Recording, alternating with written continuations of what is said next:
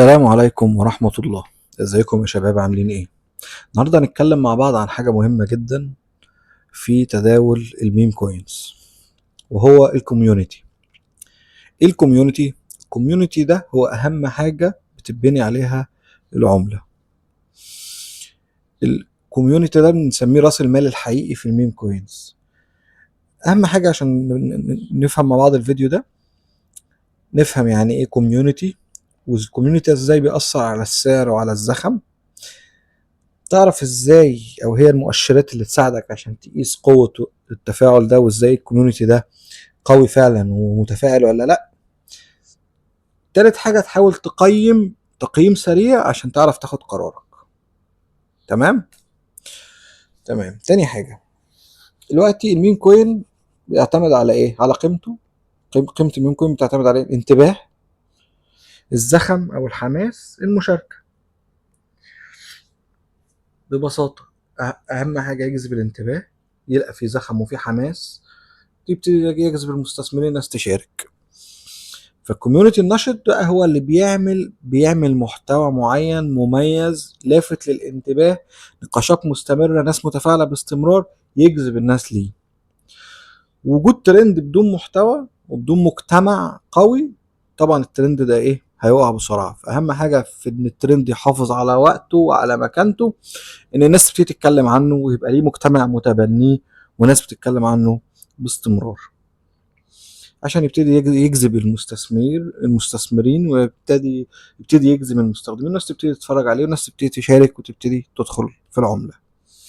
دي مؤشرات سريعة هنتكلم عليها مع بعض عشان نقيس قوة الكوميونتي. عشان نقيس قوة الكوميونتي أول حاجة نبص على إيه؟ على نمو الأعضاء. لو لقينا الأعضاء بتزيد زيادة مستقرة على فترات، مش قفزة وهمية، دي حاجة كويسة. يعني ايه بيزيد زياده اورجانيك؟ بنسميها اورجانيك. تلقى البيج بتاعتهم مثلا، او الشانل بتاعت التليجرام او الاكس كوميونتي او ايا كان، تلاقي بتزيد بس، فاهم؟ زياده مستقره، مش كانت فيها 50 عضو وبقت فيها 2000، كده في حاجه غلط. تمام. تلاقيها بتزيد 50 70 100 130 100 كده، تزيد زياده مستقره. تاني حاجة معدل الانضمام يبقى ثابت، تلقى الناس بتدخل حتى لو العملة بتهبط، هبطت شوية برضو في ناس بتدخل. كده الكوميونتي ده شغال، والناس دي فاهم عارفة هي بتعمل ايه، بتشتغل صح. تاني حاجة تلاقي في تفاعل حقيقي، تلاقي في ناس بتسأل، في نقاشات، في ريبلايز، في كلام، في ناس بتقول هي بتعمل ايه، المجتمع بيتشارك معاها. مش تدخل على الشانل بتاعهم او الجروب بتاعهم تلاقي ايه؟ ملصقات وستيكرز وايموجيز وخلاص، ومحدش بيرد على حد ومحدش بيكلم حد. فاهم؟ لا، تلاقي في نسبة تفاعل، في اعضاء جديدة بتدخل، في ناس جديدة بتشارك في التفاعل، في ناس بتتكلم، في ناس بتشير فاهمني؟ ده معناها ان ده كوميونتي حقيقي. تالت حاجة سرعة المحتوى، تلقى في ميمز وفيديوهات كل يوم جديدة بتضاف، في مسابقات، المجتمع بيعمل مسابقات وبيعمل مبادرات، تلقى في شيرز، الناس نفسها الاعضاء نفسهم بيكلموا هنا وبيتكلموا هنا وبيتكلموا هنا. فاهم؟ تلقى المحتوى نفسه بتاعهم بدأ ينتشر. تمام. الكوميونتي عموما اللي بيخص اي عمله غالبا بيبقى يا على تليجرام يا على تويتر. زمان كان على تليجرام هو الاقوى، دلوقتي تويتر سحب البساط طبعا من تحت تليجرام، وبقى هو الكوميونتي بتاعت تويتر دلوقتي هي رقم واحد. وديسكورد طبعا برضو من البرامج القوية جدا، الكوميونيتيز بتاعتها بتفرق في نمو العملات. ازاي تقييم سريع للايه؟ لقوة الكوميونتي. اول حاجة كونتنت. نوع الكونتنت ايه؟ نوع المحتوى ايه؟ في محتوى من الاعضاء ولا لا؟ في كونتنت اصلا بيتعمل ولا لا؟ ولا ستيكرز وخلاص، ولا مفيش كلام جديد؟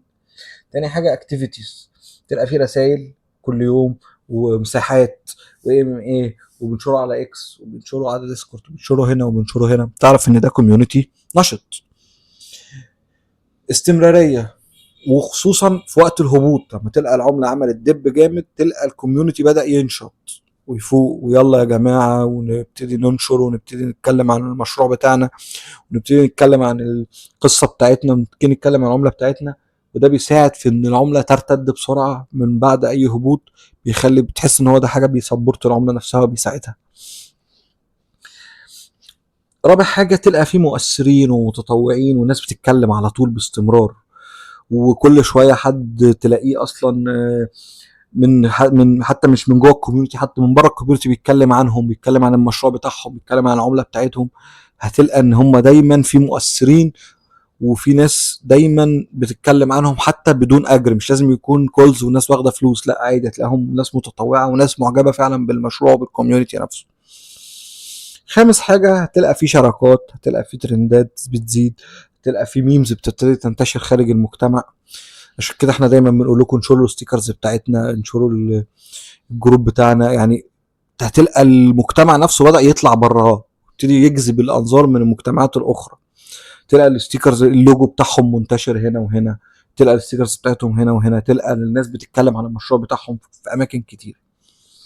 دي التقييم السريع لايه، للكوميونتي.